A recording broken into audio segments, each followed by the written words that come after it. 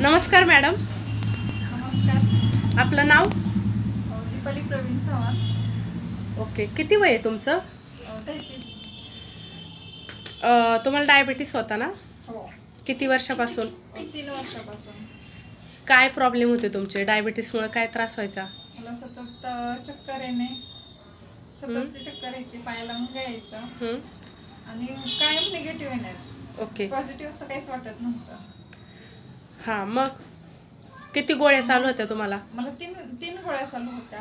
एक 1500 mg ची होती, एक 1000 mg ची होती, एक 150 mg ची होती. अशा 3 प्रकारच्या 3 टाइम गोळ्या चालू होत्या. ओके. मग तुम्ही आपलं हे औषध घेतलं का? त्यानंतर मी हे औषध घेतलं, एंटॉक्स टी आणि एंटॉक्स डी. आणि त्यानंतर म्हणजे 3 महिन्यात पूर्ण गोळ्या बंद झाल्या. सगळ्या गोळ्या 4 बंद? दिवसात मला तर चांगला रिझल्ट आला त्याचा. की पूर्ण म्हणजे 4थ्या दिवसापासूनच मला जरा थोडं हे जाणवायला लागलं. आणि माझी 450 शुगर होती, त्यानंतर डायरेक्ट 133 वर आली. अरे वा, व्हेरी गुड.